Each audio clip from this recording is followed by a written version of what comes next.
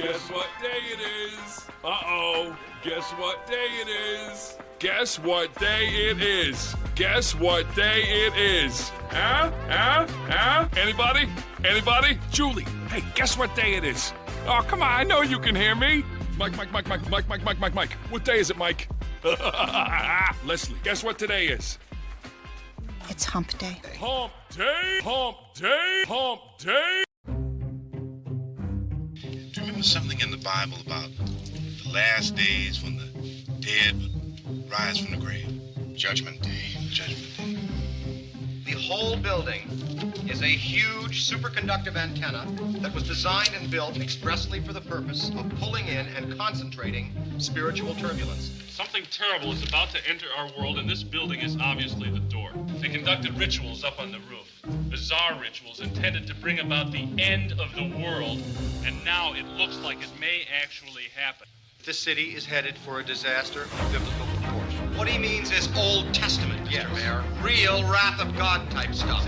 Fire and brimstone coming down from the skies. Rivers and seas boiling. 40 years of darkness, earthquakes, volcanoes, the dead rising from the grave. Human sacrifice, dogs and cats living together, mass hysteria. Unfortunately, no one can be told what the Matrix is. You have to see it for yourself. Remember, all I'm offering is the truth, nothing more. Let's get ready to rumble!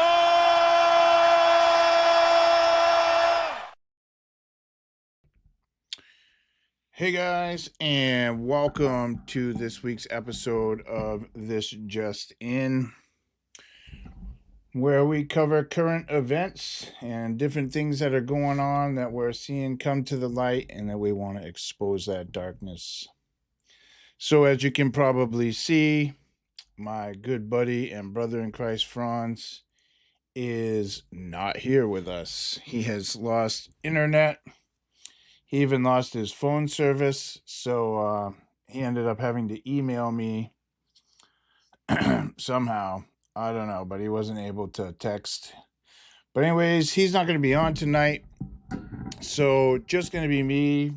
So sorry for all of you who come on here and just love to see Franz. I know he's great to listen to. He always brings some awesome stuff, and he will be missed.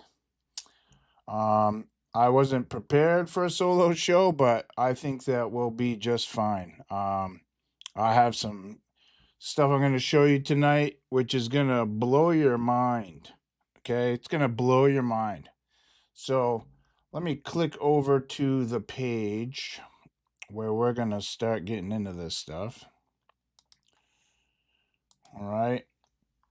Now, I showed you guys this at the very end of last week's show. And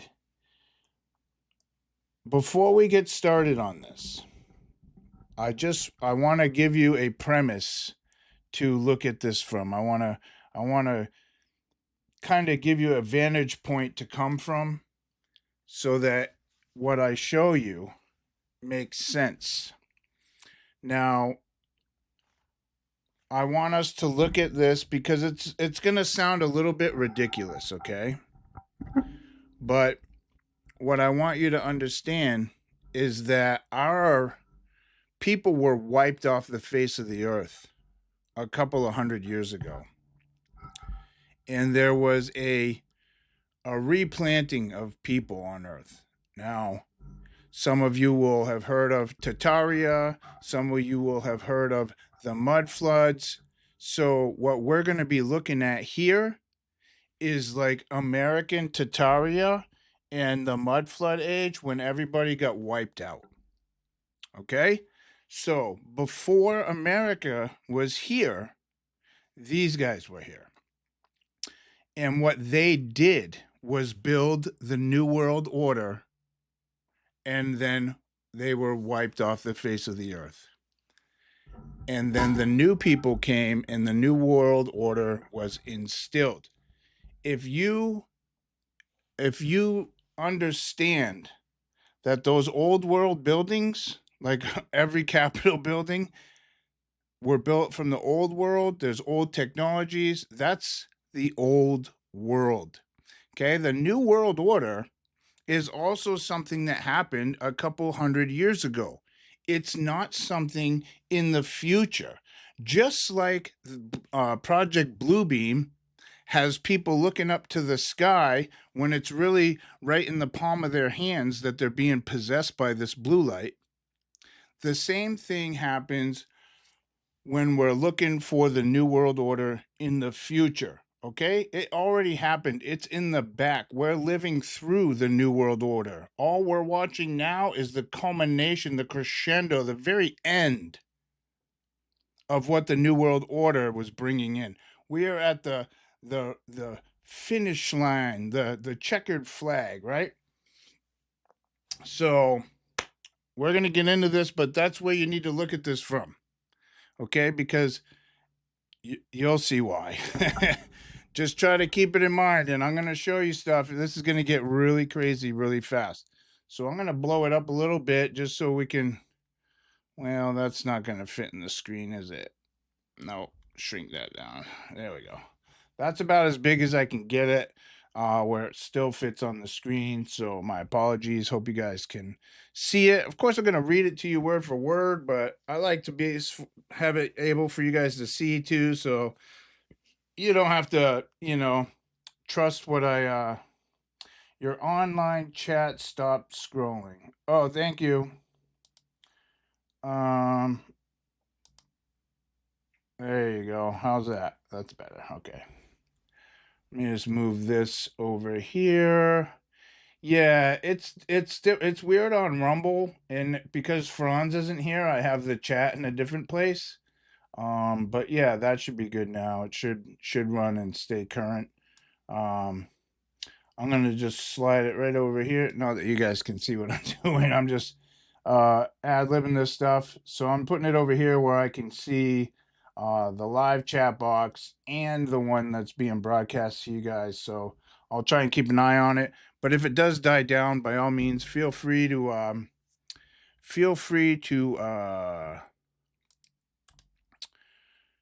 let me know. Okay, I'm gonna put it in the chat. Ali just asked me to put it in the chat. So I'm putting it in the chat. So if any of you guys want to open it up and follow along on your own laptops or whatever you guys want to do. But this is gonna be so interesting, I promise you. We have never covered anything like this before. All right. So let's dive right in. This is about the mysterious fall of the Nacirema. Now, you will notice right off the rip that Nacirema is American backwards. Remember, Satan this is his world. He created the New World Order. The New World Order was the building, the slow, gradual building, bringing in the beast system. Okay? The beast system, the fourth kingdom, the fourth and final kingdom, that's the New World Order. And we're right smack dab in the middle of it right now, or at the tail end, I should say. But this gets a little bit crazy, right? So let's dive right in. Let's just dive right into it. And just so you guys know, I will be keeping an eye on the chat. But on Rumble, there's like a 20-second delay between when you put the chat in and when I see it. All right. So there is some latency issues. So, if I don't answer it right after you ask it, just hang in there. I will. The rival of the concern and the recently extinct culture of the Nacirema is, to say the least, most interesting and perhaps reflects an increasing state of concern for our own society. Now, before I keep going, sorry I keep interrupting, but they try to portray this as a work of fiction. All right? They've tried to fictionalize it, just like they do with everything else. All right? So, no different here. Aspects of Nacirema culture were first described by Horace Minor in Body Ritual Among the Nacirema, American Anthropologist, 1956. Now, Look at this. Fifth chapter 58, 503 to 507. Isn't that interesting? But I also have that pulled up for the very, very end, okay? The use of multidisciplined approach in deciphering this puzzling culture is gratifying, for it is only by bringing our methodical techniques to bear on the fragments of evidence in our possession that we will be able to rationally study and understand the history of this apparently vigorous but short-lived culture. Now, I'm just going to tell you, and you'll hear when we're going through this is not written. This is written for like a paper to submit to peer review. This is not written in a fictional manner. Okay? And I'll get to that in a minute. I won't bore you.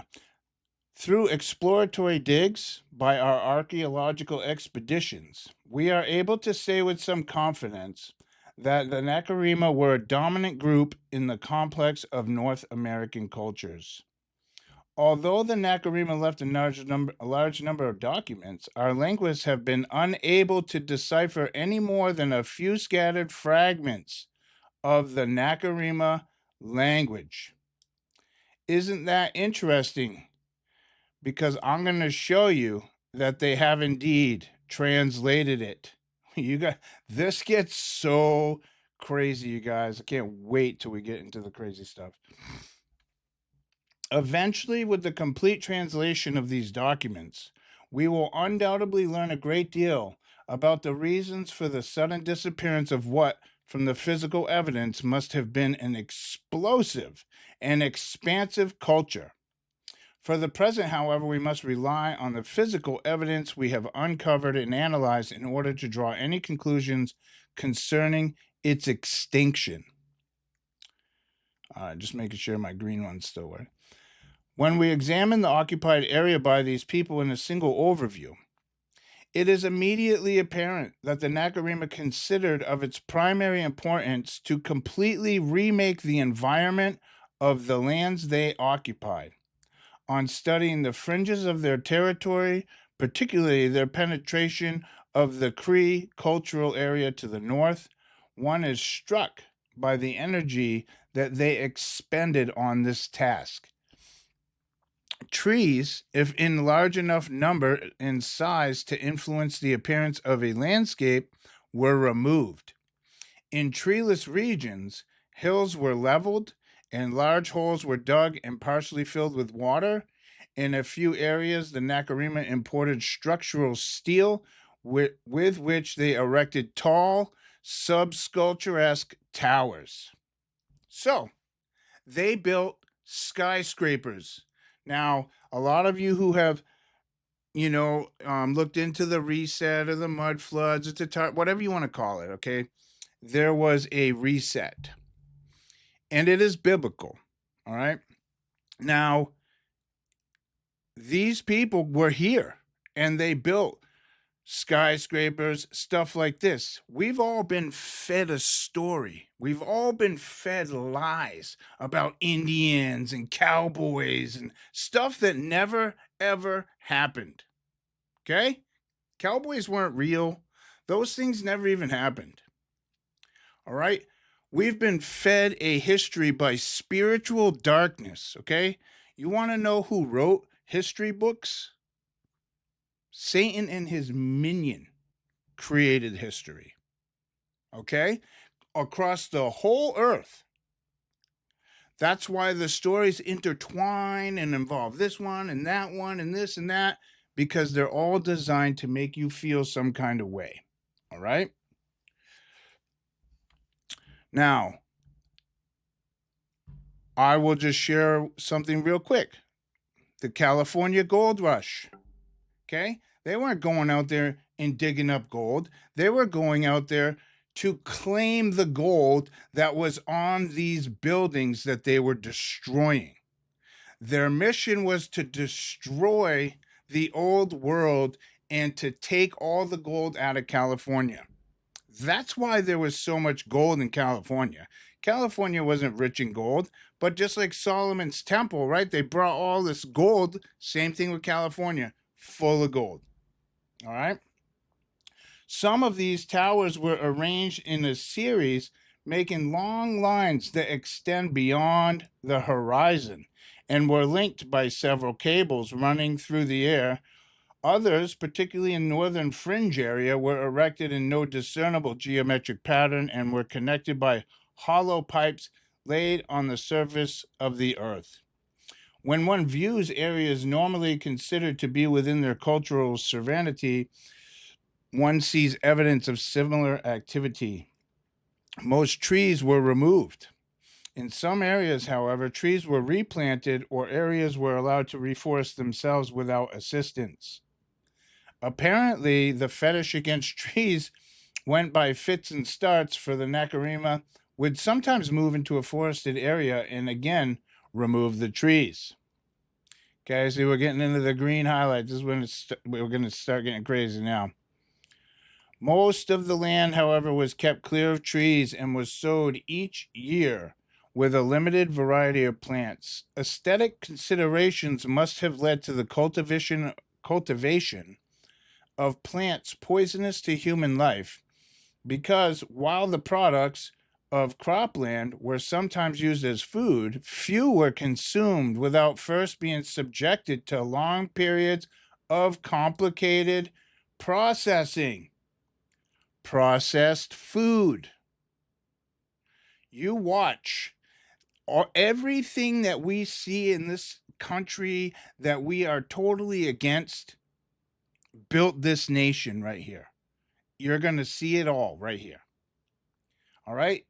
Purifying chemicals, which radically change the appearance of specific weights of seeds or fibers, were added. These purification rituals were seldom performed in living quarters, but rather in a series of large temple-like buildings devoted to this purpose. You know, like the food processing plants. A vast hierarchy of priests dressed in white. What kind of clothes do people who are working in food processing plants wear? The deli men, they wear white clothes with a white, what do you call that thing? Apron, right? A symbol of purity. They devoted their lives to this liturgy. Members of another group, the powerful Senecub community. Now watch this. Here comes Satan. This says business backwards. Okay? The powerful Senecub community, whose position will be explained later, constantly examine the efforts of the first group, and if they approved, would affix to the finished product one of several stamps such as ADSU or Dug Nikapu Haas, right? So this says housekeeping good backwards. Watch this. And this ASDU, this is the FDA, right? The Food and Drug Administration. Think about this. Now, see this gibberish? It's backwards. But watch what happens when I type this exact thing, and I've already done it, so I'm not going to retype it because it's hard to remember this second part here. But it's already in there. You can see. It's just housekeeping backwards. And watch what happens when I type it into the Google Translator. Here's Google Translate. Notice it gives me the same thing, but it says English detected. English. It's not English. It's backwards English. Now, me and Franz have been saying for a long time that Satan invented English. This is his language. He created this language. We did a Bible study the other night on using few words, being quiet. Well, the English language has more than 5 times the words of most other languages in the entire earth. Okay? so that you can speak more. Everything's more descriptive. Now, this is crazy that Google Translate's telling me that this is English when it looks like this. Why would it do that? Because English is the same forwards and backwards. That's why. That's how Satan planned it. Watch. Still a third group, the repeat cubes. So this would say,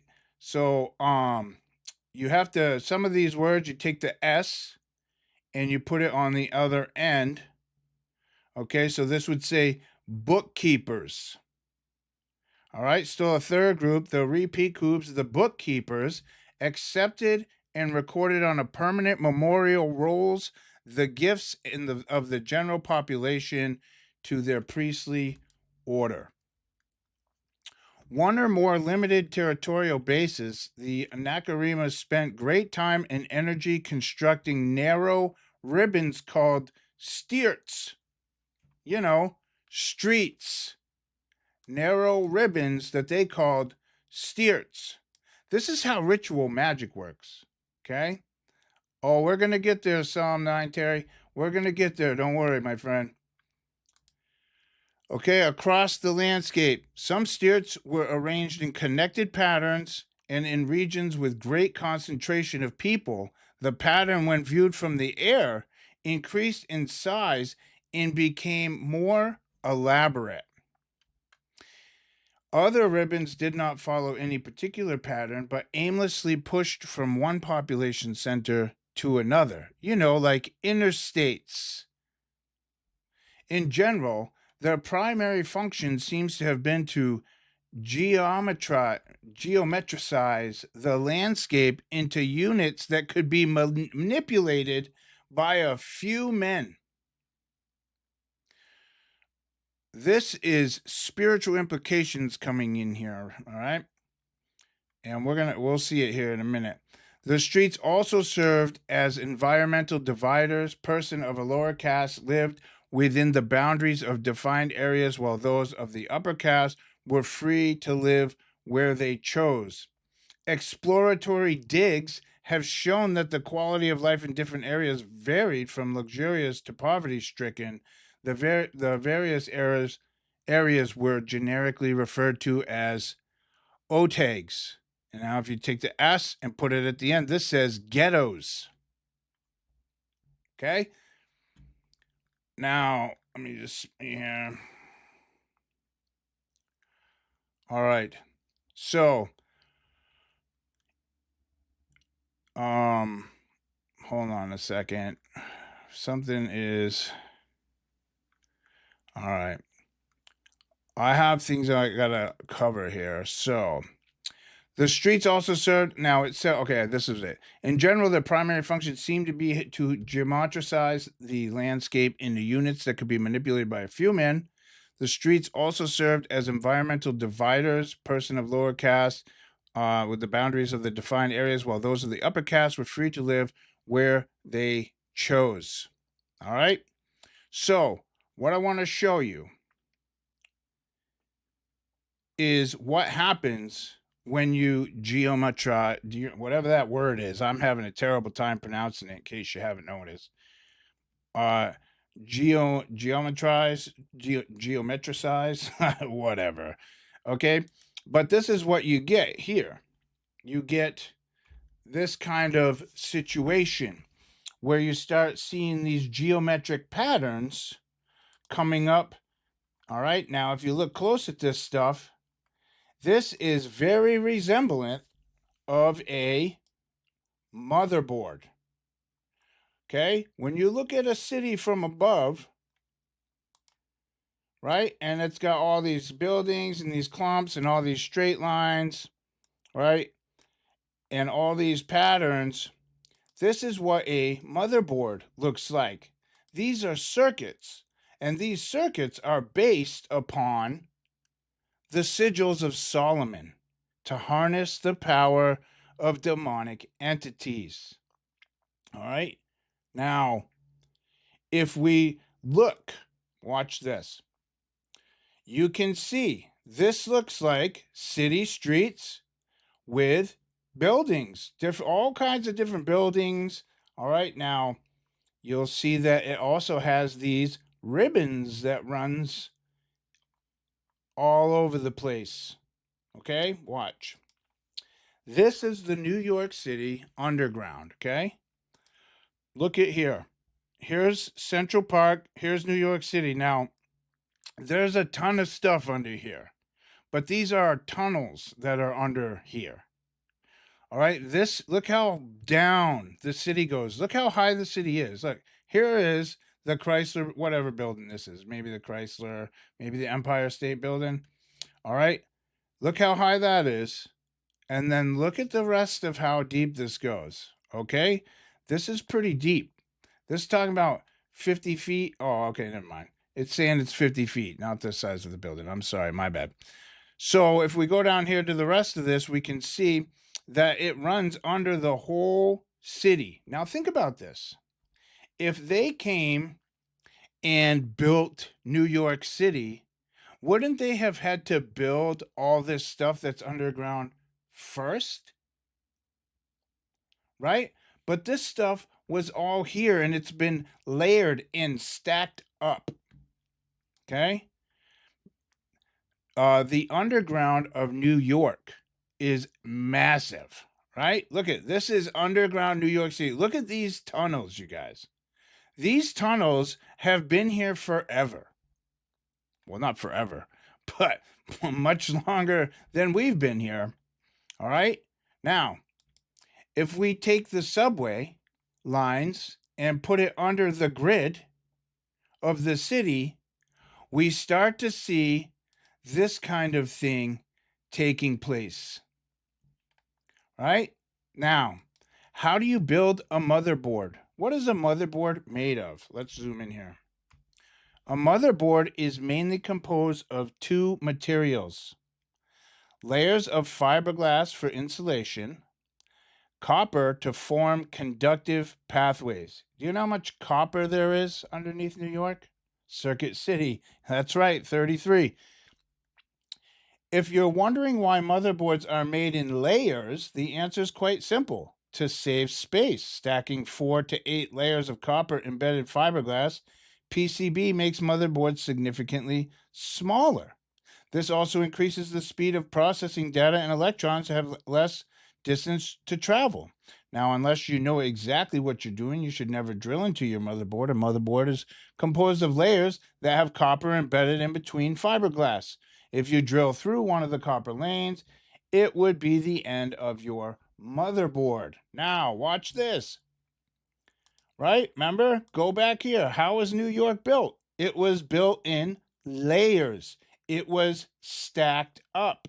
And the surface resembles the computations of a motherboard. Computer technology. I hope you see what I'm trying to show you, because this is absolutely nuts. The same way a city is built is the same way a motherboard is built. And this is what a motherboard looks like. If you can picture these as buildings and streets, right? From above, from a satellite view, this looks like a city. All right. Now, also, the battle in New York City of 1776. This is the spell, you guys. This is the spell. July 4th, 1776. This is the ritual magic. July 4th, 47, spiritual possession. 1776, 888 and 888. This is the witchcraft. This is like super, super dark magic. So dark, they possess a whole earth with it. Okay, don't think this was just possessing America, possess everybody else too. The whole world went through the same thing. It was a reset for everyone. All right. The Battle of Long Island, also known as the Battle of Brooklyn, was significant conflict during the American Revolutionary War. It took place in August 27, 1776, and marked the first major battle after the United States declared independence. So it happened August 27th. It started 1776, location Brooklyn, New York. Belligerents, the Continental Army, led by George Washington. GW 237, The Cage of the Beast 57, 5G. British forces commanded by General William Howe, including Hessian troops. Outcome British victory. The British captured New York, Long Island, maintaining control for the remainder of the war. Oh, and look at this. How many soldiers did the Continental Army have? 23,000. That's a pretty strange number, 23. How many did the British Army have? Oh, just 32. 23 backwards. Are you kidding me? The British aimed to control New York City as a strategic port, which was vital for military and supply operations. Washington forces were outflanked and ultimately forced to retreat across the East River to Manhattan, saving the Continental Army from total destruction. So we're watching ritual magic taking place, okay? Now, I'm not going to sit here and tell you that this happened, okay? This is history. This is a story. But what this story does, remember, we talk about this a lot in Bible study, that the key is faith, right? There is power in believing.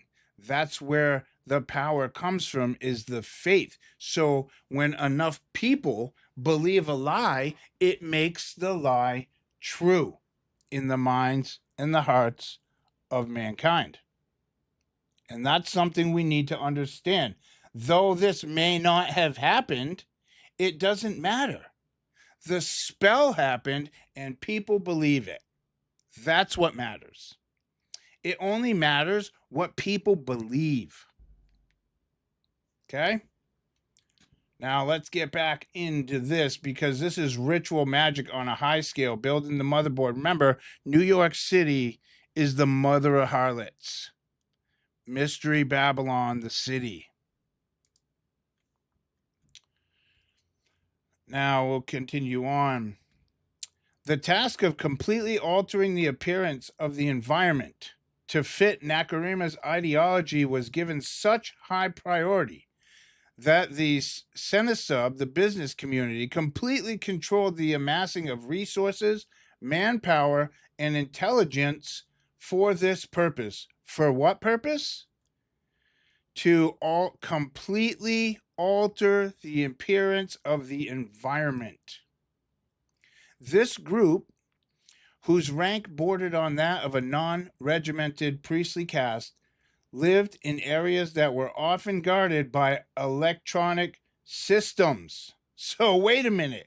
You're talking about a peoples who were extinct before America, when there was no electricity, but these guys were guarded by electronic systems, you know, like home alarms, Google Nest, Ring doorbell, you know, like those. All this technology that's being used against us. I want you to understand, everything we're covering tonight is being used against us. This is the New World Order being created. This is no evidence to suggest that any restraints, moral, sociological, or engineering were placed on their self-determined enterprises. Now, this says here, same thing as this says here, so I'm just going to read this part over here because it's the same as this. For a period of about 300 solar cycles, a determination made on the basis of carbon dating studies, the Nacirema devoted a major part of the effort to the special environmental problem of changing the appearance of air and water. You know, changing the air and the water. And since I pulled these up, I just love it when I have ones that show the shadow, because this is one of the things that that Globers can't answer. Why is there a shadow on the clouds above from this line if the sun's shining down? The shadow should be on the ground, not up in the sky, but the sun is shining up underneath this, right? which makes the globe impossible. Pretty simple. And this one I put up there because, number one, it also has a shadow. But look at this. Is this not the square and compass? Is this not the Masonic logo? I mean, I was like, wait a minute, what? Okay, we're going to have to put that one up there for display. All right. So they wanted to change the air and the water, which is exactly what chemtrailing does. Thank you, Catherine. Now it says, until the last 50 solar cycles. So we're talking 300 years and then another 50 years. Okay, solar cycle, that's a year. Until the last 50 solar cycles of the culture's existence, they seem to have had only indifferent success. But during the short period before the fall of the culture, they mastered their art magnificently. They changed the colors of the water from the cool end of the spectrum, blues and greens, toward the warm end, reds and browns. Yikes. The air was subjected to similar alteration. I mean, they're telling you right here, they're chemtrailing. It was changed from an azure shade to a uniform gray yellow. This alteration of water and air was affected by the building enormous plants in strategic locations, and these are usually found by our archaeologists in or near large population centers. Although a success rewarded to Nacirema's effort, they have seemed to have built smaller plants in outlying areas where environmental changes had not yet been affected. These plants constantly produce a variety of reagents, each appropriate to its locale, and were then pumped into rivers and lakes or released into the atmosphere in the form of hot gases. What's that sound like to you guys?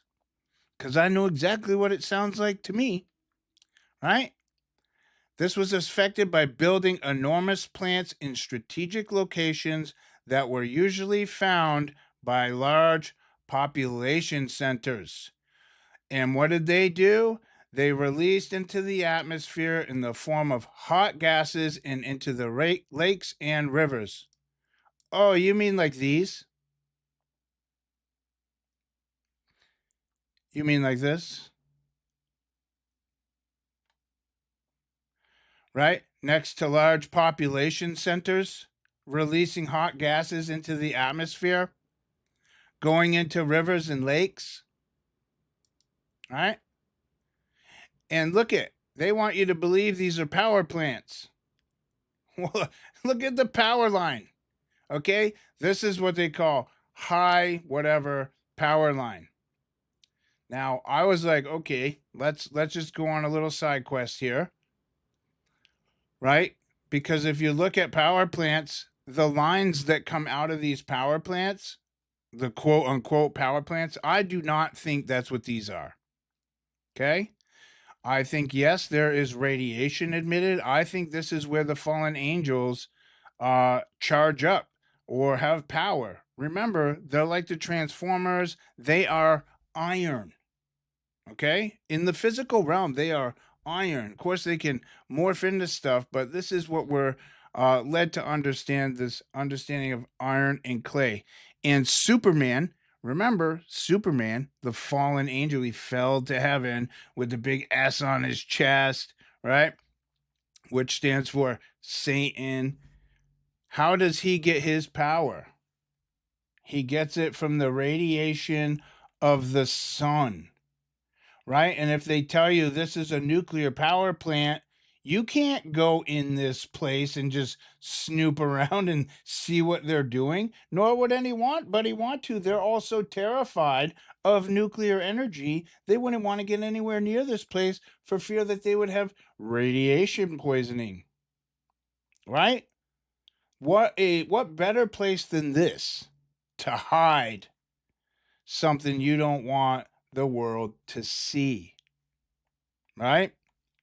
Now, how efficient are power lines?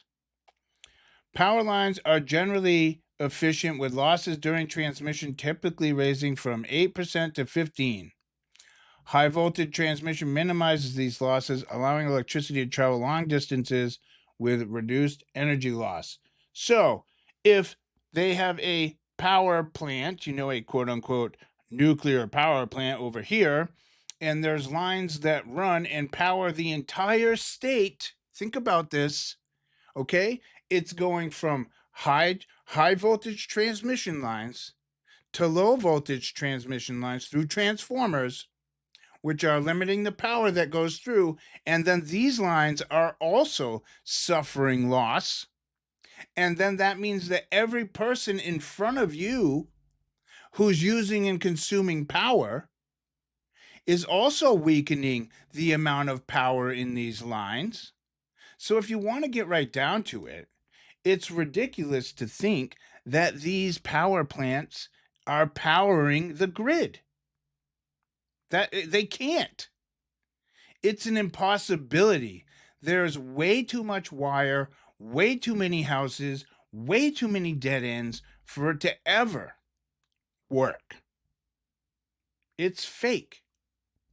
Right? But this is what they were doing. They were designing the New World Order. They want to create an environment that will be good for the Nephilim to live in. They're trying to change the environment and cool it down so that they can be comfortable here. Now, why so much voltage? To answer this question, we need to review some high school physics, namely Ohm's law. So here is the law of electricity. O H M. Oh, look at that. 36. So you mean Satan, the one that Jesus says, I saw Satan as lightning, the prince of the power of the air. You mean this is his law? The 3/6 law, the Ohm's law. Right? And it describes how the amount of power and electricity and characteristics, voltage, current, and resistance are related. It boils down to this. Losses scale with the square of the wire's current. The square factor means a tiny jump in current can cause a big bump in losses. Keeping voltage high lets us keep current losses low. For history nerds, this is why the AC won the Battle of the Currents thanks to George Westinghouse. Okay, watch. Satan's law says that the Antichrist won the Battle of Currents thanks to George Westinghouse. 237. 5G. Antichrist. Ohm's law. I hope you guys are. I know you probably are, but I really hope you guys are with me because this is absolutely crazy. We're looking at the blueprint for the finalization of the beast kingdom. This is the blueprint we're reading right now. The problem of disposing of the many byproducts of this process was solved by distributing them among the general population, which retained them as venerated or decorative objects in their living quarters for a short time, then discarded them in huge middens that were established near every population center. In regions where colder temperatures apparently prevented the reagents from changing the color of the water sufficiently, the Nacirema, near the end of their cultural explosion, built special plants that economically raised the water temperature to an acceptable level for the desired chemical reaction. Well, what do they tell you they're doing in these power plants? They're putting nuclear rods into water and heating it up. Oh man, this is nuts. The idea of man-made environment was so pervasive in some areas. notably in the provinces called Ain Riflalak and Anus. Anyways, I can't say these. They're backwards words. I don't speak backwards. I'm not the backwards man. But this one says California, and this one says Louisiana. Okay? Now look at it again. I'm going to read again. The idea of man-made environment was so pervasive that in some areas, notably in the provinces of California and Louisiana, which existed before America, the Nacirema even tried to alter the appearance of ocean currents. Wow. In these regions, watch this, they erected steel sculptures in the sea itself and through them released the black and slick substance which stained the waters and the beaches. Black goo. In these regions, they erected steel sculptures in the sea that released black and slick substance. Oh, you mean like this? Steel structures in the sea that release black and slick substance.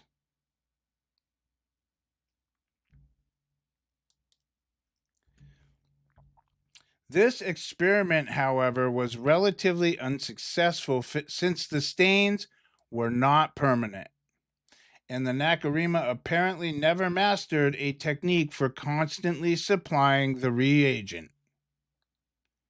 See, it's all about destroying the earth. Oh, here we go. Among research has disclosed the importance of ritualistic observance among the Nacirema. In support of these observations, we should note the presence of quasi-religious Alabimoshua cult, which sought to create an intense sense of individual involvement in the community effort to completely control the environment. Yep, you guessed it, another backwards word. This is automobile. So here they have all this black substance. Now they have automobiles, and it's a cult. This pervasive cult was devoted to the creation of an artistic symbol for a man-made environmental system. Wow. The high esteem of the cult is demonstrated by the fact that near every population center, when not disturbed by the accumulation of debris, archaeologists have found large and orderly collections of the automobile cult symbol. I'm just going to say it forward for easy purposes. The vast number of these collections has given us the opportunity to reconstruct with considerable confidence the principal ideas of the cult. See, this is where automobiles came from. They were something that these people created and that died out, but it was created for the New World Order. And then the inheritors of this nation, through this ritual magic, flip the names of these things around and use the same exact religious and cultish things that this culture was doing and applied them to America. And guess what? It worked. America loves it, right? The vast number of these collections has given us the opportunity to reconstruct with considerable confidence the principal ideas of the cult. The newest symbols seem to have nearly approached the ultimate of the Nacirema's cultural idea. Let me show you some symbols real quick. All right, there you go. There's some symbols. There you go. Their colors, material, and size suggest enclosed mobile device that corresponds to no color or shape found in nature. Although some authorities suggest at some early time in the development, the egg may have been the model. The device was provided with its own climate control system, as well as a system that screened out many of the shorter rays of the light spectrum through the glass.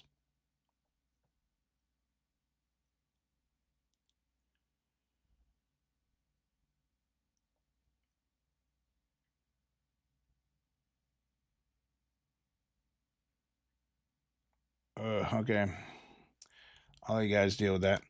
The object was designed to eliminate most sounds from the outside and to fill the interior with a hypnotic humming sound when the machine was in operation. The noise could be altered in pitch and intensity by the manipulation through simple mechanical controls of an ingenious mechanism located outside the operator's compartment. So when you stepped on the gas, step on the brakes, these things are taking place outside the operator's compartment and will change the pitch and intensity as you manipulate the pedals and the wheel. Right?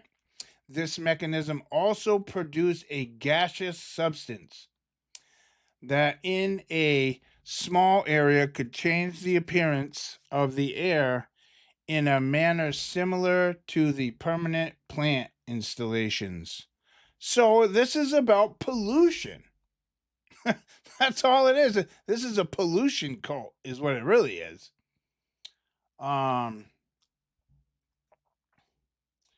Dishwater started ringing. Oh, oh man.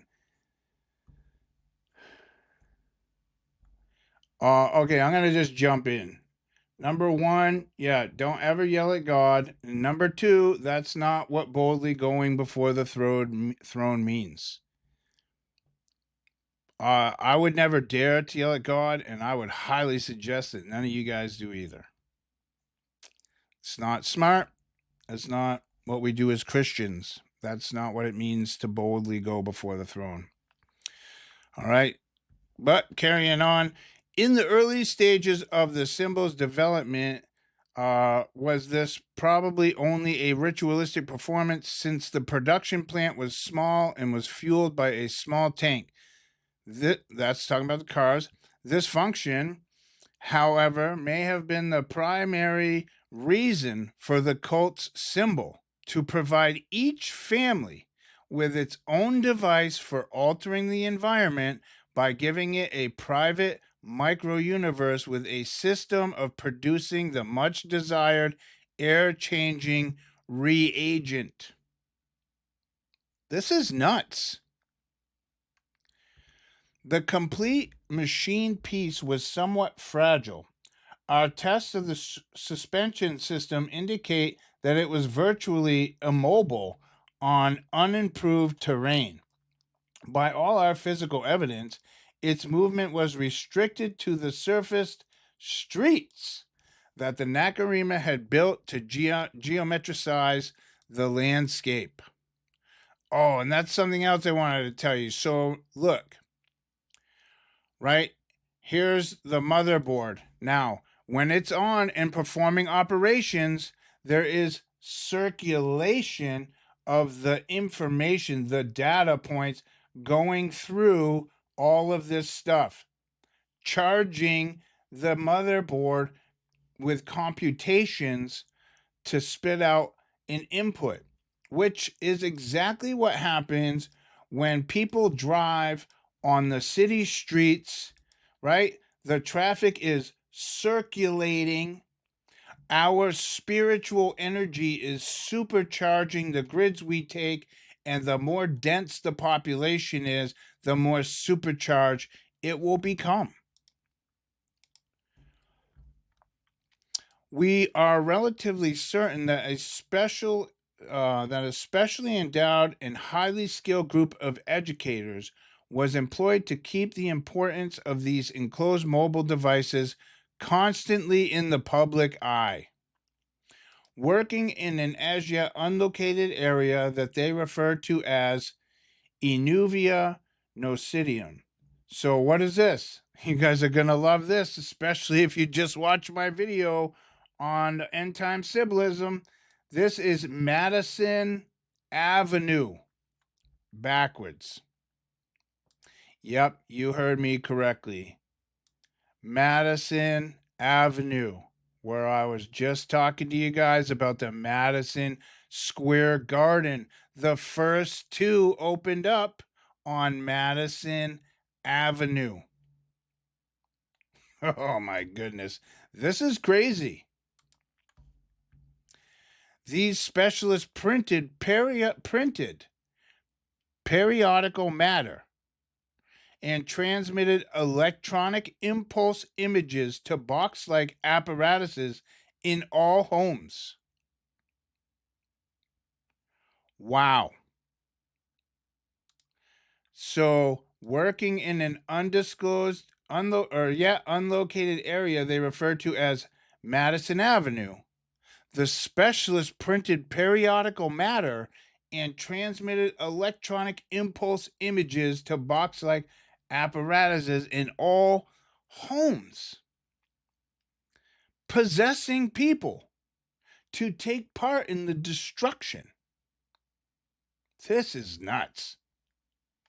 While some of the information was aimed at describing the appearance and performance characteristics of the various kinds of machines, the greatest portion of the material was seemingly aimed at something other than these factors. A distinguished group of linguists, social psychologists, and theologians who presented the principal symposium at our most recent anthropological conference offered the hypothesis that these automobile symbols, which is obviously it's backwards, also known as wrecks or cars, replace the process of natural selection in the courtship and mating rituals of the Nacirema through unconscious suggestion, which derived from Madison Avenue's. Now look, I looked this up. I ran it through letter jumblers. I flipped it, so I don't know what this is, okay? I have no idea. I tried to figure it out, but you can see that it says that these people from Madison Avenue here, that they specialists printed periodical matter. Okay, so here you're talking about they derived from Madison Avenue's materials. The female was uncontrollably driven to select her mate by the kind of automobile he occupied. The males of this culture were persuaded to believe that any handicap to masculine dominance could be overcome by selecting the proper cult symbol.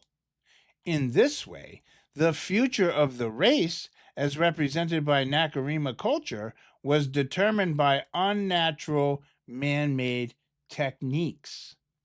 So in order for a man to get a good mate, he had to have a good cult symbol, aka car.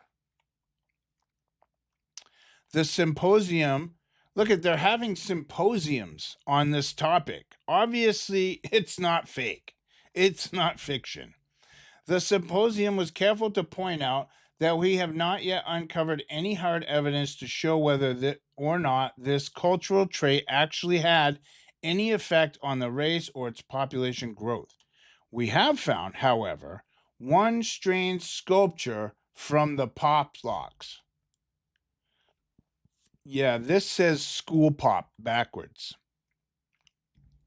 depicting a male and female mating in an automobile's rear compartment, indicating a direct relationship, right?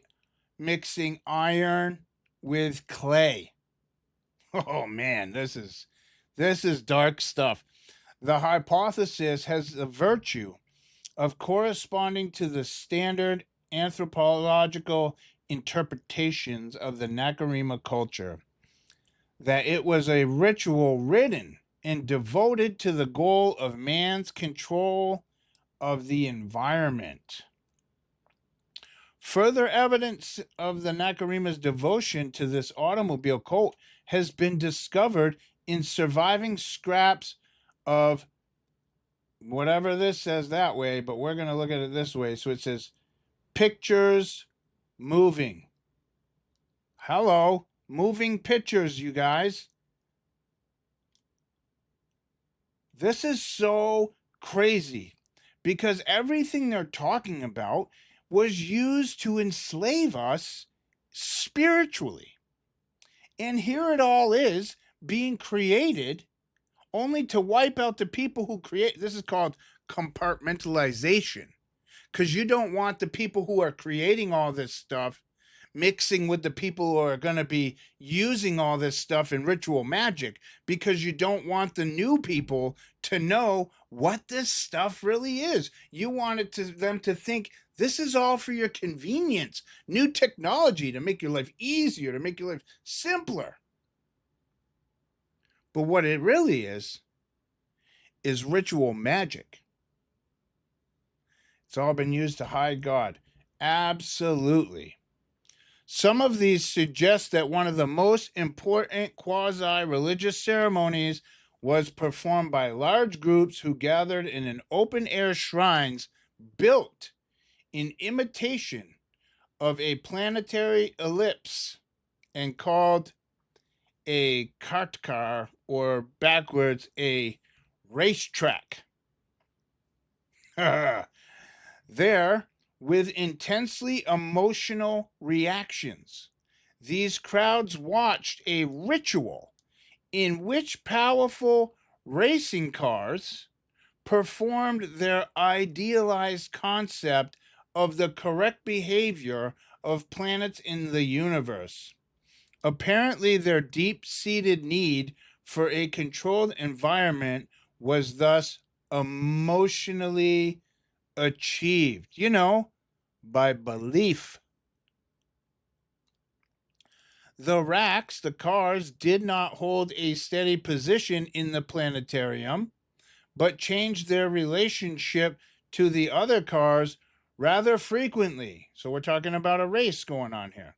Occasionally, a special ritual, right? Designed to emphasize man's power over his universe was enacted. On these unannounced occasions, one or more of the planet symbols was destroyed by crashing two of them together or by throwing one against the wall. And just look at the numbers. This is the picture I opened up of a good crash. 88, 77, 32. I mean, come on. You can't make this stuff up. All right? Now, the emotional pitch. Oh, I didn't show you the black box inside the house that absorbs the picture, but you obviously knew what they were talking about. So, the emotional pitch of the worshipers rose to its highest level at this moment. Right? So what they're doing is they're creating the universe in a planetary orbit. Right? And they're controlling the environment. This stuff is absolutely nuts. Then on command of the high priest of the ceremony, all the racing cars were slowed to a funeral speed and carefully held their relative positions. After an appropriate memorial period honoring man's symbolic control of the universe, the machines were given the signal to resume their erratic speeds and permitted to make unnatural position changes.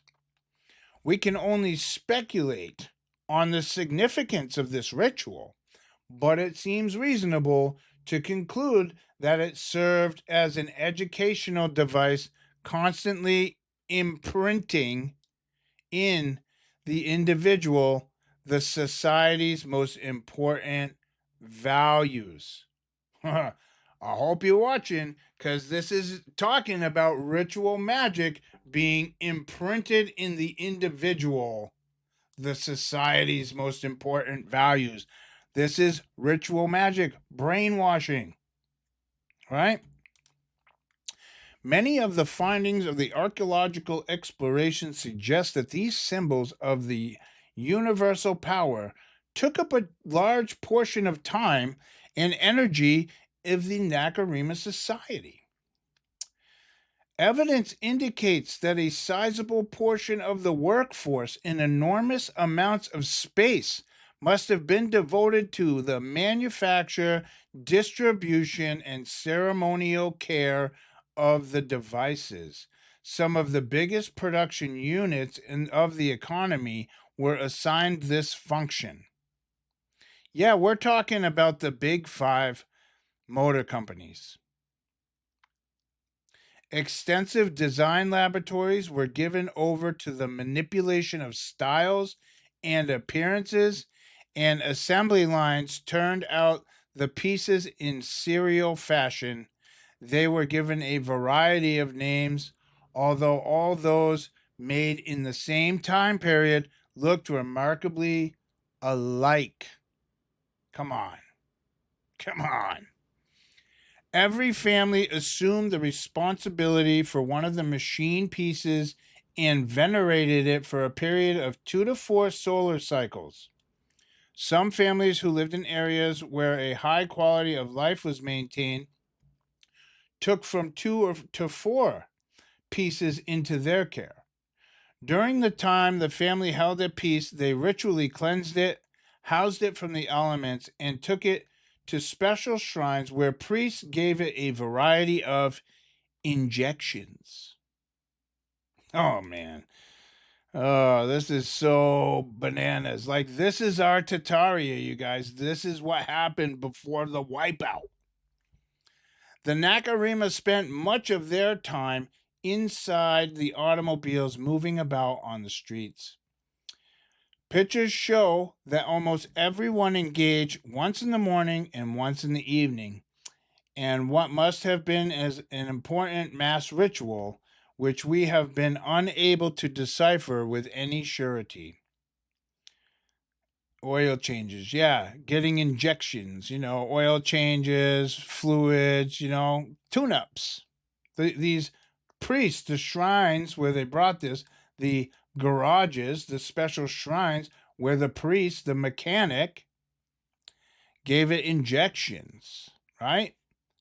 Ritual magic. We have no idea what automobiles are. I've told you guys before that when I get in my car, that's when road rage comes on, right? Not all the time, but it happens, right? Even if you don't want it to, it happens. Why? Because you are mixing iron and clay. You are clay sitting in an iron encasement with black goo, Nephilim DNA, oil, circulating throughout the car in many different kinds of fluids. Brake fluid, gas, oil. These are all made from oil, okay? And your car is full of these. It has a whole vein system that runs all the way through it, all around you. So you sit inside this circulating piece of iron, which is circulating Nephilim DNA all around you, which has a major effect on you when you're driving. Right? This iron and clay. There are many, many, many interpretations of iron and clay. Carrying on, it says, during these periods of day, both people of both sexes and all ages, except the very young and the very old, left their quarters to move about the streets in their cars. Films of these periods of the day show scenes analogous to the dance one can occasionally see in a swarm of honeybees. in large population centers, this dance of racks lasted for 2 to 3 hours. Like rush hour in LA. Some students have suggested that since the swarm dances took place at about the time the Earth completed one half an axial rotation, it may have been a liturgical denial of the natural process of the universe. Inasmuch as we are reasonably certain that after the rite, most of the adults and the children left the racks and were confined inside man-made structures called school, offices, plants, homes. When released, went immediately to their racks and engaged in the next swarming. The suggestion may be apropos. The ardent involvement of the whole population from ages 6 to 65 indicates that it was one of the strongest mores of the culture, perhaps approaching an instinctual behavior pattern. It should also be mentioned that when inside their cars, people were not restricted to their ghettos, but were free to go anywhere they chose as long as they remain on the streets. Apparently, when they were confined inside a rack, the Nacirema attained a state of equality, which eliminated the danger of any caste contamination. These, then, to the best of our present state of knowledge, were the principal family uses of this automobile cult symbols. After a family had cared for a piece long enough to burnish it with a certain patina, it was routinely replaced by another, and the used rack was assigned to a gallery keeper who placed it on permanent display in an outdoor gallery, sometimes surrounded by trees or a fence, like a junkyard, but usually not concealed in any way. During their free time, many persons, especially those from the ghettos of the lesser sorts, came to study the various symbols on display and sometimes carried away small parts to be used for an unknown purpose. There seems to be little doubt that the cult of the automobile was so fervently embraced by general population that the daily rituals of the rack's care and the use were so faithfully performed that the minute quantities of reagent thus distributed may have had decisive effect on chemical characteristics of the air. The automobile, therefore, may have contributed in a major way toward the prize objective of a totally man-made environment.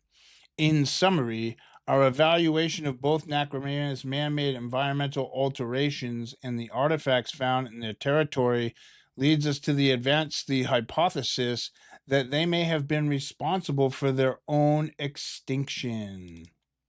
The Nacirema culture may have been so successful in achieving its objectives that the inherited psychological mechanism of its people were unable to cope with its manufactured environment. Now that's crazy. All right. Now I got a little bit more for you. This is because we have to go check this out now, right? Because where did this all come from? Where did the Nacirema culture first described by Horace Minor? In body ritual. So I also have that. Okay, this is body ritual among the Nacirema. Now, I have not read through all of this. I did have to, do some errands and make some food. So I did not have time to go through all of it. But we're gonna go through this too, because this is the body rituals. And this is talking about what we do to our bodies every day. Now, this is crazy. I'm just going to read it. You'll see. The anthropologist, let me see if I can blow this up somewhere. There you go. The anthropologist has become so familiar with the diversity of ways in which different people behave in similar situations that he's not apt to be surprised by even the most exotic customs. In fact, if all of the logically possible combinations of behavior, this is going to be painful to hear. Yeah, it's disturbing. It really is. Of behavior have not been found somewhere in the world, he is apt to suspect that they must be present in some yet undescribed tribe. This point has, in fact, been expressed with respect to the clan organization by Murdoch. In this light, the magical beliefs and practices of the Nacirema present such an unusual aspects that it seems desirable to describe them as an example of the extremes to which human behavior can go. Right? Oh, the Macarena? Yeah. So, here you can clearly see that the Nacirema are being called magic workers, right? Magical beliefs and practices. Professor Linton first brought the ritual of Nacirema to the attention of anthropologists 20 years ago, 1936. That's right, 36. But the culture of this people is still very poorly understood. They are a North American group living in the territory between the Canadian Cree and the Yaqui, the Tarahumara of Mexico, and the Carib and the Iraq of the Antilles. So, they are between Canada and Mexico. Now tell me, if this is the culture that predated America, where were the Indians? Where were the cowboys? I thought the Indians owned America before we totally supposedly came here. You see what I'm saying? History's a lie. Little is known of their origin, although tradition states that they came from the East.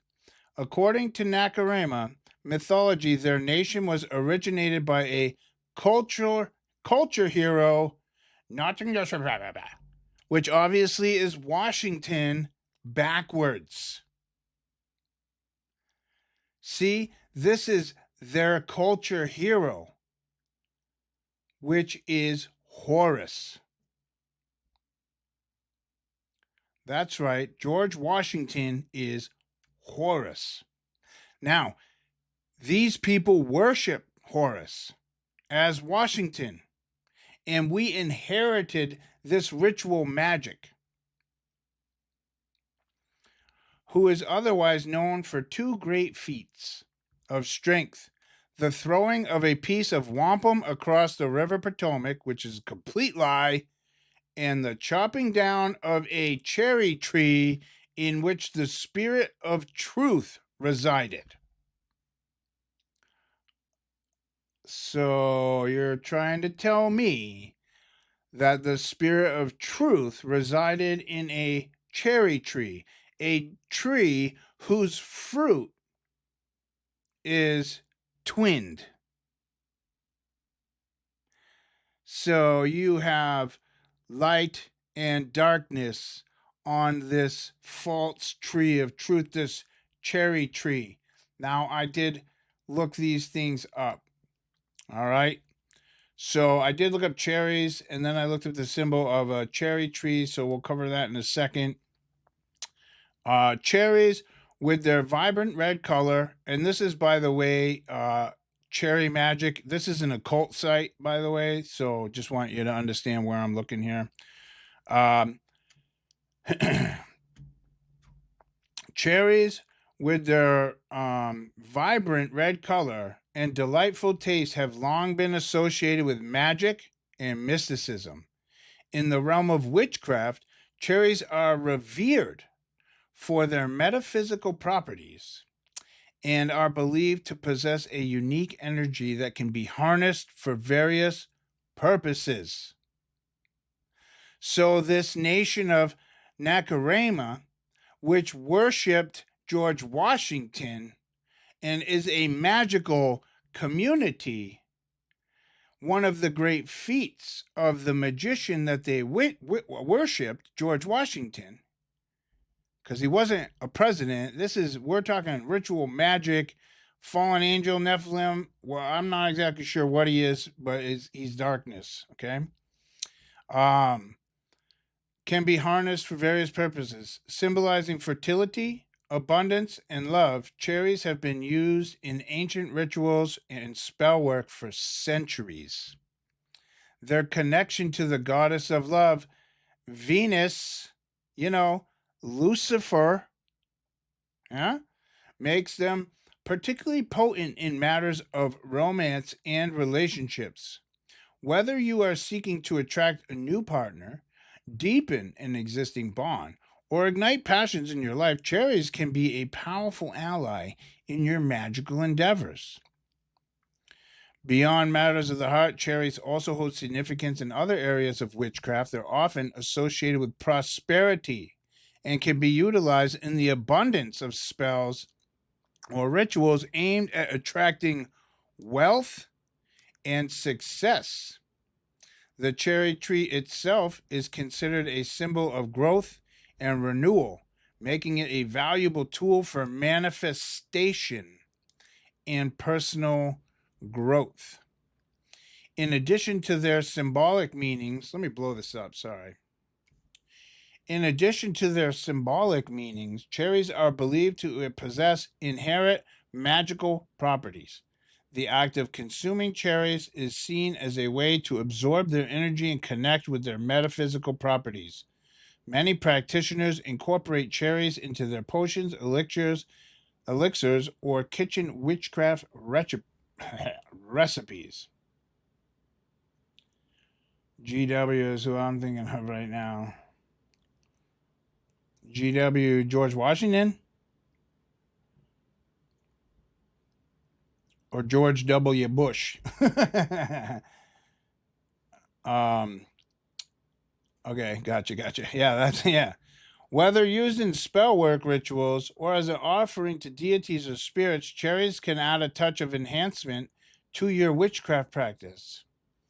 Their vibrant energy and rich symbolism makes them a beloved ingredient for witches seeking to tap into their mystical powers. In the following sections of this blog post, blah, blah, blah, blah, blah. Okay, so this is what cherries, and thank goodness they talked about the cherry tree too. This is what it means. So no wonder they worship Washington for chopping down the cherry tree, right? This is what, okay, look.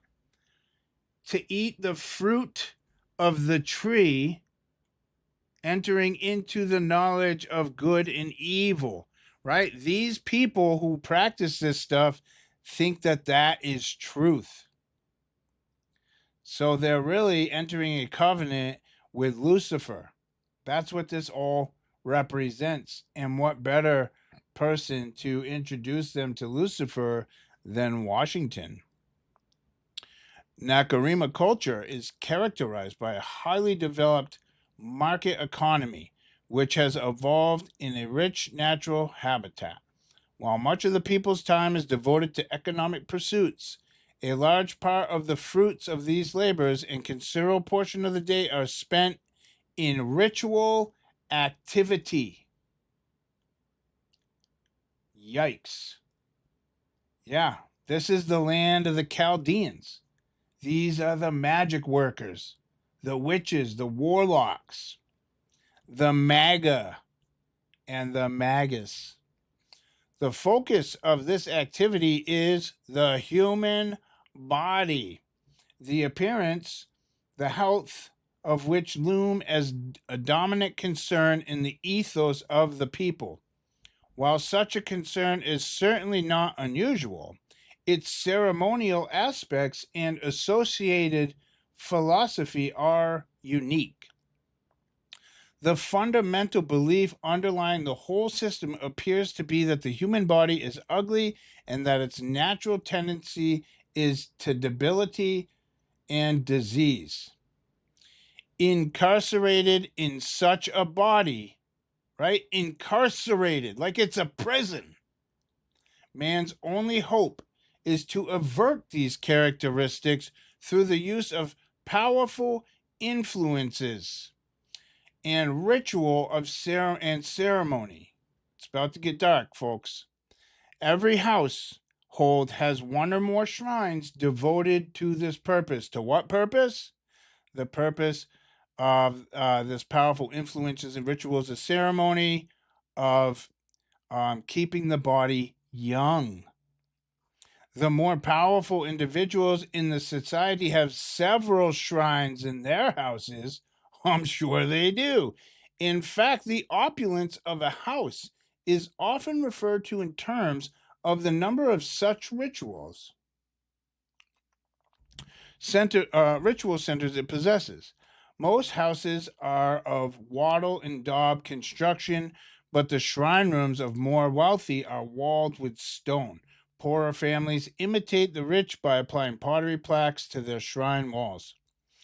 While each family has at least one shrine, so every family in Nacirema has at least one shrine, even the poor families.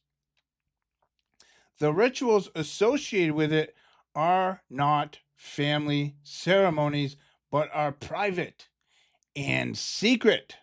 So even though the family has the shrine, when the ritual is performed, it's secret and not to be shared with the family.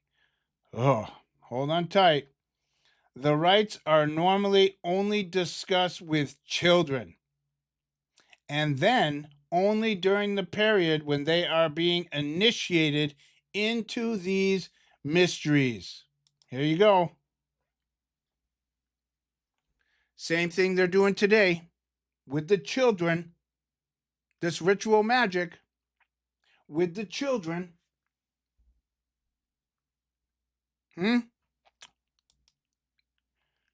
Okay? These rites are only discussed with children. And they're private and they're secret. You see? This is how they stay young and healthy. I was able, however, to establish sufficient rapport with the natives to examine these shrines and to have the rituals described to me. The focal point of the shrine is a box or a chest which is built into the wall. In this chest are kept the many charms and magical potions without which no native believes he could live. You see how they're calling the Nacirema natives? Now, I know that just means that they live in this place, but that's the same thing they call the Indians. These preparations are secured from a variety of specialized practitioners. The most powerful of these are the medicine men. Definitely feel like I've heard that before, talking about Indians. So, were the Indians pretend? And really, it was the Nacirema here that got wiped out? I think so. However, the medicine men do not provide the curative potions for their clients, but decide what the ingredients should be and then write them down in an ancient and secret language. This writing is understood only by the medicine men and by herbalists who, for another gift, provide the required charm. The charm is not disposed of after it has served its purpose, but is placed in the charm box of the household shrine. As these magical materials are specific for certain ills, and the real or imagined maladies of the people are many, the charm box is usually full to overflowing. The magical packets are so numerous that people forget what their purposes were and fear to use them again. While the natives are very vague on this point, We can only assume that the idea in retaining all the old magical materials is that their presence in the charm box before which the body rituals are conducted will in some way protect the worshiper. Beneath the charm box is a small font. Each day, every member of the family in succession enters into the shrine room, bows his head before the charm box, mingles different sorts of holy water in the font, holy water, yeah, right, and proceeds with a brief rite of ablution. Now, I didn't know what this word was, so I looked it up because it uses it more than once. You can see down here, I highlighted it in green, but this is what it means.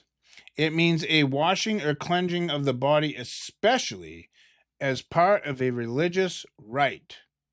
The liquid so used, the act of washing or cleansing, specifically the washing of the body or some part of it as a religious rite. And I found it interesting that wudu popped up, and this is the Islamic procedure for cleansing parts of the body, a type of ritual purification.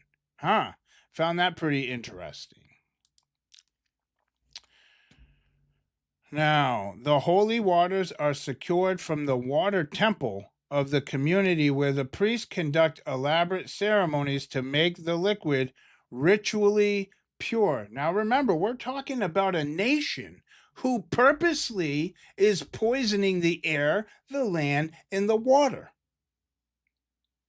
And so they have to conduct elaborate ceremonies and rituals to purify water, because they ruined it. The hierarchy of magical practitioners, and below the medicine men in prestige, are specialists whose designation is best translated holy mouth men. The Nacirema have an almost pathological horror of and fascination with the mouth, the condition of which is believed to have a supernatural influence on all social relationships. Yeah, because life and death is in the power of the tongue. Were it not for the rituals of the mouth, they believe that their teeth would fall out, their gums bleed, their jaws shrink, their friends desert them, their lovers reject them. They also believe that a strong relationship exists between oral and moral characteristics. For example, there is a ritual ablution of the mouth for children, which is supposed to improve their moral fiber. I don't even want to know what that means, judging from everything else we've read tonight. The daily body ritual performed by everyone includes a mouth rite. Despite the fact that these people are so punctilious about care of the mouth, this rite involves a practice which strikes the uninitiated stranger as revolting. It was reported to me that the ritual consists of inserting a small bundle of hog hair into the mouth, swine, along with certain magical powders, and then moving the bundle in a highly formalized series of gestures. In addition to private mouth rite, the people seek out a holy mouth man once or twice a year. These practitioners have an impressive set of paraphernalia consisting of a variety of augers, awls, probes, and prods. The use of these objects in the exorcism of the evils of the mouth. Yep, you heard that right. The exorcism of the evils of the mouth involves almost unbelievable ritual torture of the client. The holy mouth man opens the client's mouth using the above mentioned tools, enlarges any holes which decay may have created in the teeth. Magical materials. Yes, exactly. Dentists.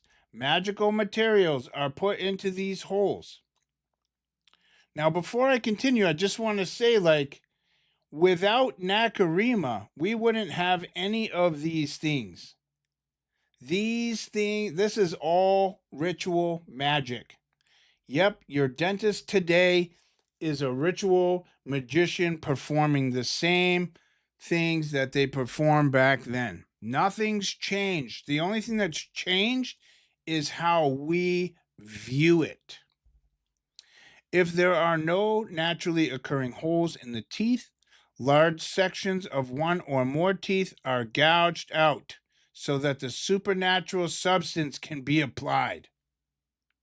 Yep, you heard that correctly. Right? If there is holes, they drill them out. Magical materials are put into the holes.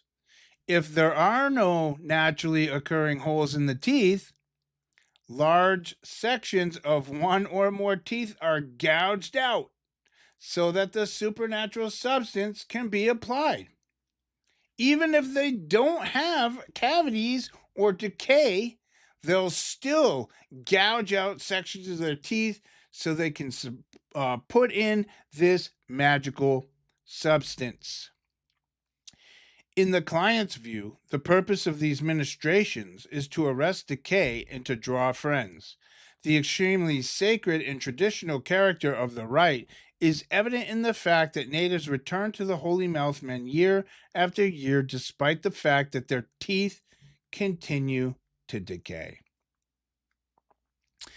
It is to be hoped that when a thorough study of Nacirema is made, there will be careful inquiry into the personality structure of these people. Well, we know that didn't happen.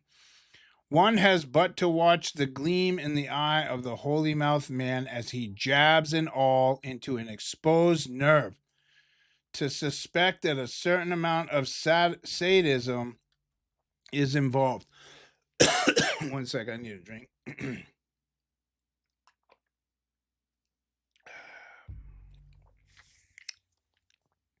Yeah, I would say it's slightly sadistic here. If this can be established, a very interesting pattern emerges. For most of the population shows definite masochistic tendencies. It was to these that Professor Linton referred in discussing a distinctive part of the daily body ritual which is performed only by men. This part of the rite involves scraping and lacerating the surface of the face with a sharp instrument. Yeah, it's called shaving. Special women's rites are performed only 4 times during each lunar month, but what they lack in frequency is made up in barbarity. As part of the ceremony, women bake their heads in small ovens for about an hour. Right? So let's see. I haven't gotten this far, so we're just going to look stuff up on the fly now. Hairdresser, hair dryer. All right. All right, let's see.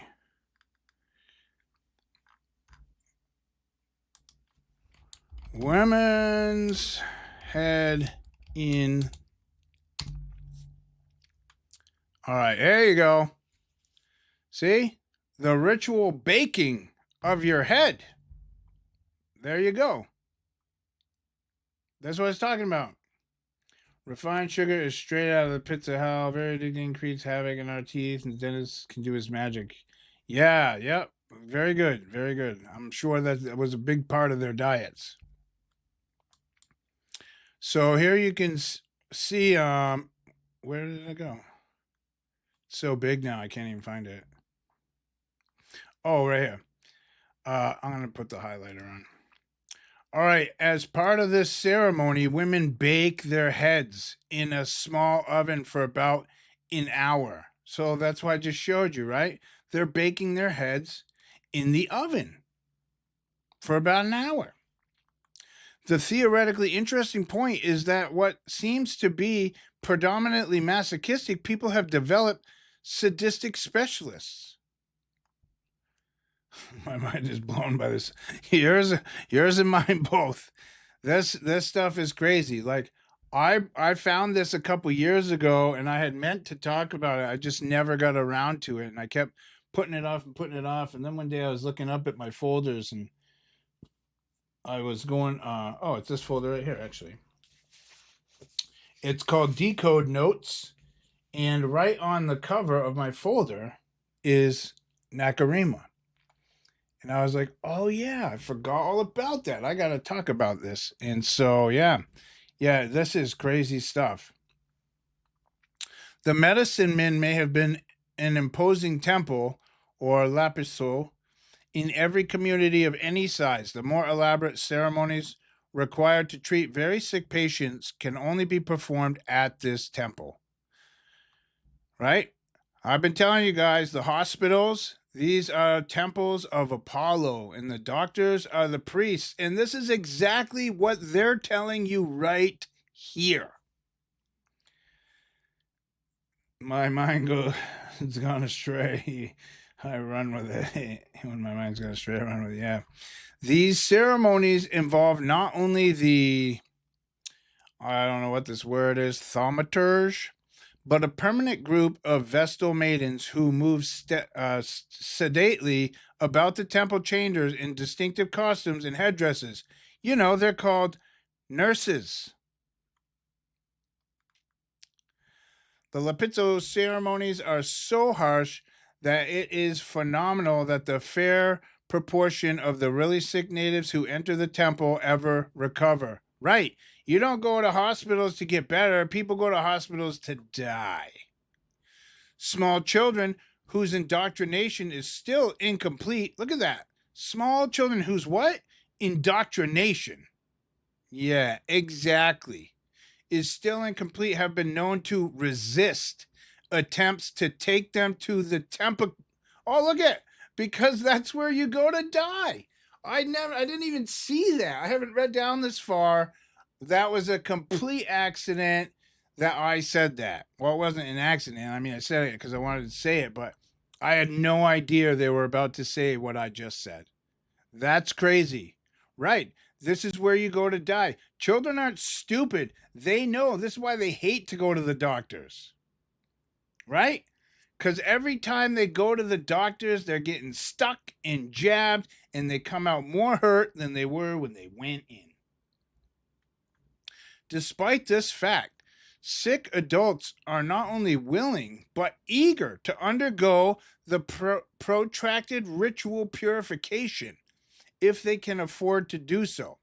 No matter how ill the supplicant or how grave the emergency, the guardians of many temples will not admit a client if he cannot give a rich gift to the custodian.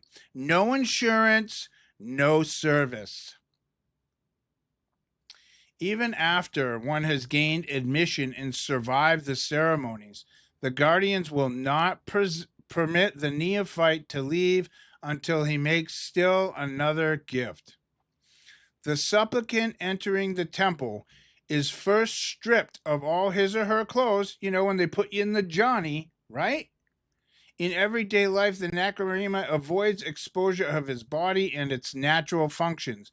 Bathing and excretory acts are performed only in the secrecy of the household shrine, where they are ritualized as part of body rites. So these guys ritualize everything. That's because they worship man. Psychological shock results from the fact that the body's secrecy is suddenly lost upon entry into the lapiso. Latipso. I don't know, man.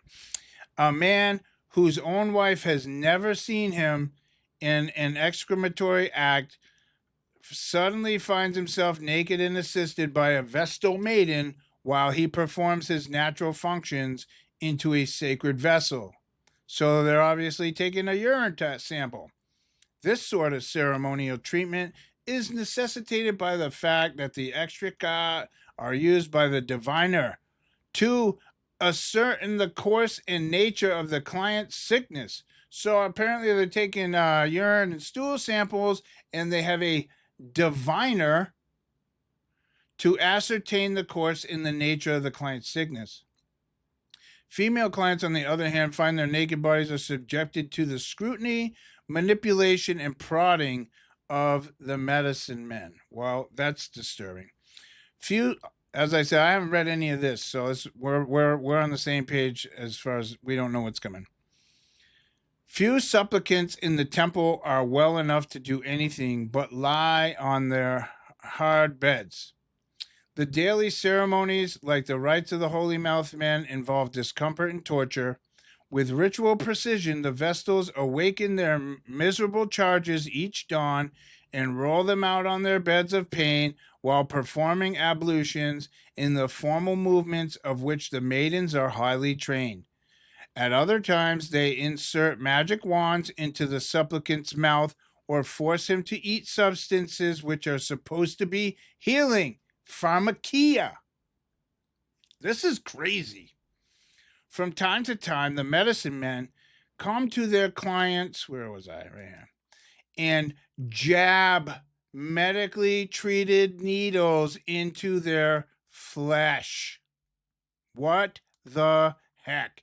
The fact that these temple ceremonies may not cure and may even kill the neophyte in no way decreases the people's faith in the medicine men. Wow, you guys. This is disturbing on levels I can't even begin to explain to you. But I'm sure you're all feeling the disturbance. There's a disturbance in the force, and it's happening right now. There remains one other kind of practitioner known as a listener. This witch doctor has the power to exorcise the devils that lodge in the heads of people who have been bewitched. Oh, so here, look at this is what psychiatrists really are. Witch doctors. They're telling you right here. I'm going to read this sentence again because they're literally telling you that psychologists, head shrinks, they're witch doctors. They're witches trying to manipulate the mind of man to take the program. There remains one other kind of practitioner known as a listener. This witch doctor has the power to exorcise the devils that lodge in the heads of people who have been bewitched. The Nacirema believe that parents bewitch their own children. Yeah, that can happen. Mothers are particularly suspected of putting a curse on children while teaching them the secret body rituals. Wow. Crazy, right? Because who does Satan go after, right? The children and the mom. The counter magic of this witch doctor is unusual in its lack of ritual. The patient simply tells the listener all his troubles and fears, beginning with the earliest difficulties he can remember. The memory displayed by the Nacirema in these exorcism sessions is truly remarkable. It's not uncommon for a patient to bemoan the rejection he felt upon being weaned as a babe, and a few individuals even see their troubles going back to the traumatic effects of their own birth. Well, that I find difficult to believe. In conclusion, mention must be made of a certain practices which have their base in native aesthetics, but which depend upon the pervasive aversion to the natural body and its functions. There are ritual fasts to make fat people thin, ceremonial feasts to make thin people fat. Still, other rites are used to make women's breasts larger if they are small, smaller if they are large. General dissatisfaction with breast shape is symbolized in the fact that the ideal form is virtually outside the range of human variation.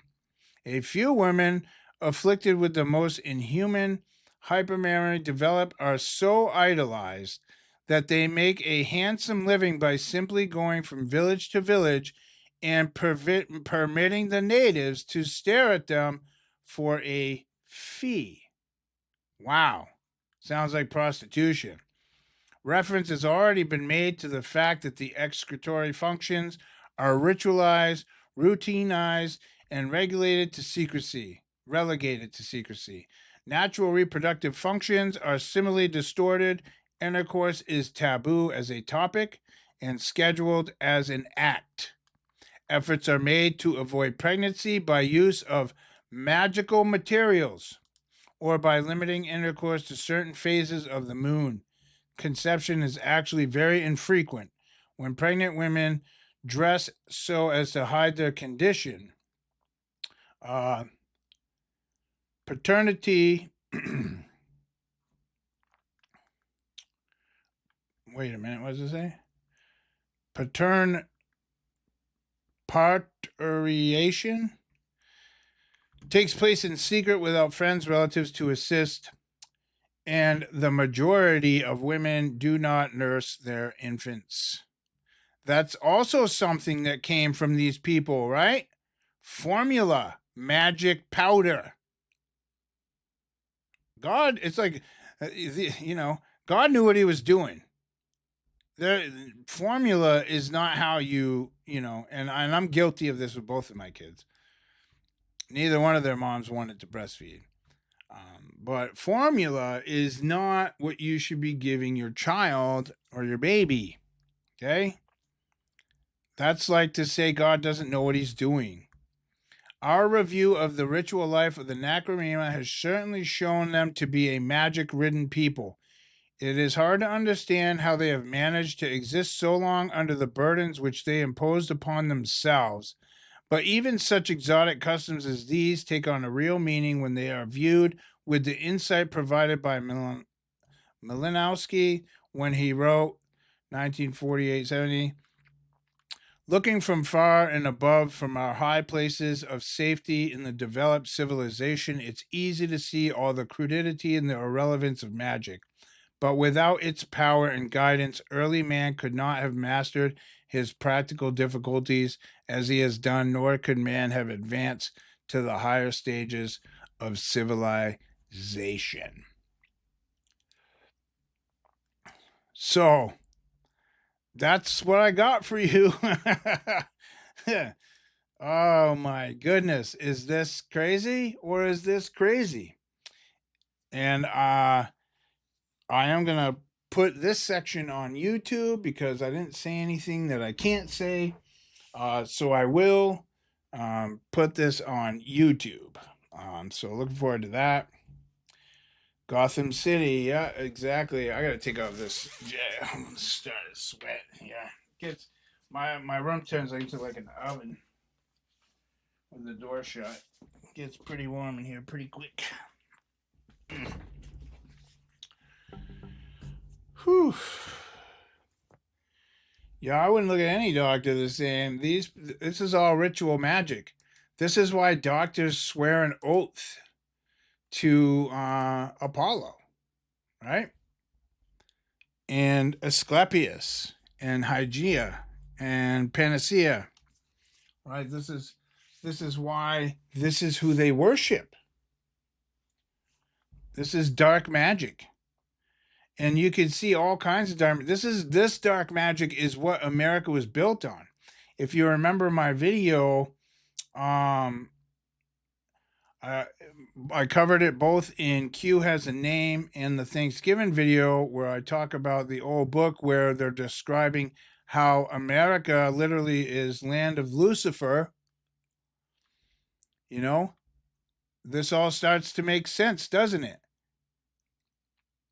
This is all the ritual magic, right? First, you get these people to believe in this stuff through fear. You get them to perform all this stuff, build all these systems, and then you wipe them out. You put a new section of people here. You bring a bunch of kids with no parents into the country, or a bunch of kids with parents, and whoever isn't taking the new program, you put in an insane asylum, and you send their children to an orphanage where they're reprogrammed. right? So many of us will sit here and be like, oh, my great grandfather came from this nation and that. Did they? Did they, or were they programmed? Were they programmed? Because I don't believe anybody's family goes back past 1850 in this country, because there was ritual magic taking place in a replacement of the people that were here. People's families don't go back as far as they think in this country. You have to remember that at a certain point, whether it be your grandparent, your great grandparent, or even their grandparent, you have to understand that at some point, this ritual magic started. At some point, the reset had happened. At some point, one of your family members was one of these children who were brought here and reprogrammed to accept what they were taught here. Which is why the Rothschilds, who directly work for Satan, created the books that we learn from. Or was that the Rockefellers? Created the books, one of them. I can't remember which one right now. But all the educational books, that they use in school, yeah, they all came from them. And they got it from their god, Satan. It's crazy. Absolutely crazy. All right. Very edifying. Satan seeds and everything. Absolutely. Thank you very much. Appreciate that. Yeah. Yeah, he's got his grubby little mitts and everything, doesn't he? Thank you, Brother Jay, for sharing all this knowledge with all of us. Oh, you're very welcome. Glad to do it. I'm like revolted. I don't even believe what they have reported. I believe the report of the Lord. Yes, Jay, this was so edifying tonight. Needed to hear this. Praise God. Thank you.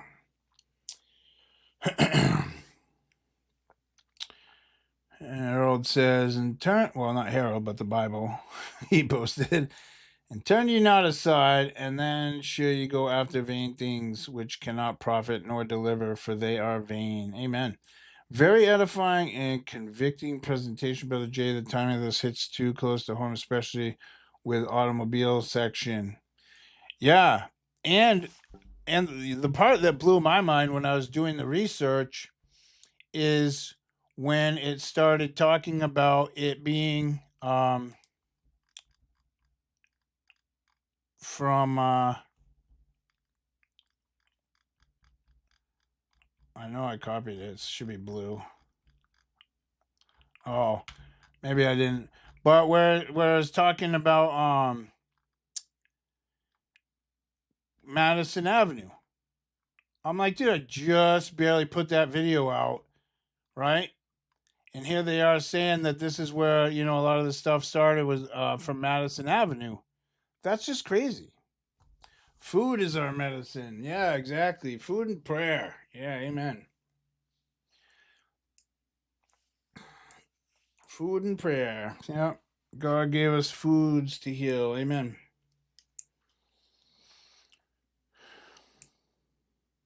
It's all vanity. It sure is. It sure is. So I'm gonna, let's see. I'll tell you what I'll do. I'll post all these links. Well, I'll post these two links in the description. I already posted the one. So, I'm going to put this, I'll put this in the chat right now. But I will put both of these. You know what? I think we can do it right now, can't we? Oh, I don't know. I'll just wait. I'll make sure and put both of these in there. I'm also going to look for more stuff. Because if you search this out, and I will just say you will, now I have looked this up, so I get,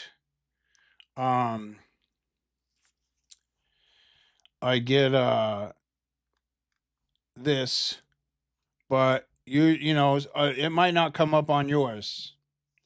because it tries to fictionalize all this.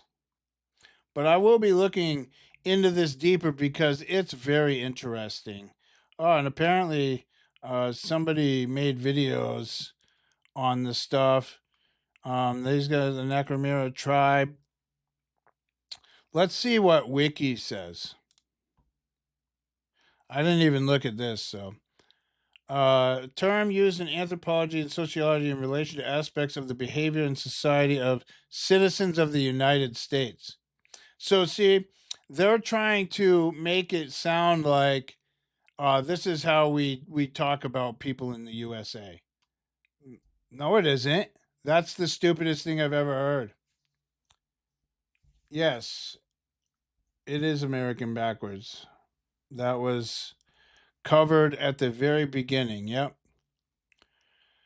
The neoliberalism attempts to create deliberate sense of self-distancing in order that the American anthropologists might look at their own culture more objectively, thus comparing emic and etic views of it. See, they try to pretend that it's actually about the America. It's actually about us. But they call us Nacirema so that they can more objectively talk about us.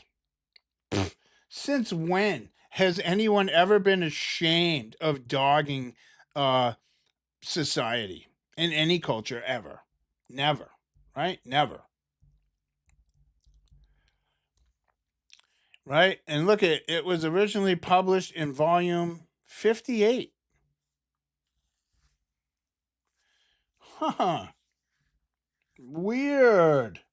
It's almost like that happened. In the paper, Miner describes Nacirema as a little-known living tribe in North America.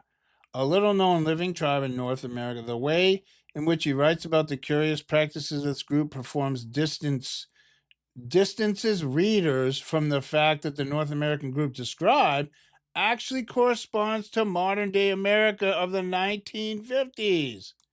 Oh, yeah, of course, yeah. And you know what else?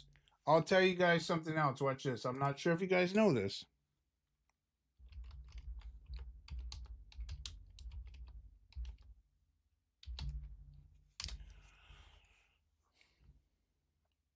All right, I'm going to show you something amazing. Because I'm not sure if you guys know this, but this and everything you see on this picture was built with a hammer and a chisel and a horse. Yep. Okay. Now, you can believe that this is about the 1950s because the same person who's telling you, oh, no, this is really about the 1950s is the same people trying to convince you that this was built by horses and picks and hammers. So, good luck with that. But I guess if you're going to swallow the blue pill, well, I guess you'll just go back to sleep.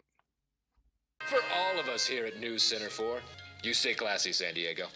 Listen up, the ratings just came in for last month. We are number one. Super duper, gang! Yeah! Super duper! That's nice!